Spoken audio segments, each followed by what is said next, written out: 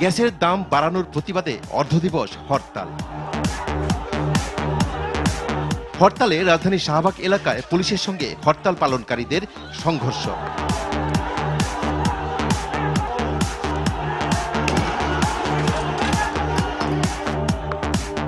সংঘর্ষের রেশ কাটতে না কাটতেই সারা দেশে আকস্মিক পরিবহন ধর্মঘট।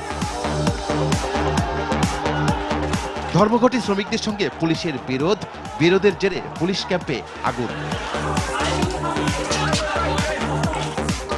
আগুনের লেলিহান শিখার জ্বালাও পোড়ানো আর ভাঙচুরের তাণ্ডবে দুজন পরিবহন শ্রমিকের মৃত্যু।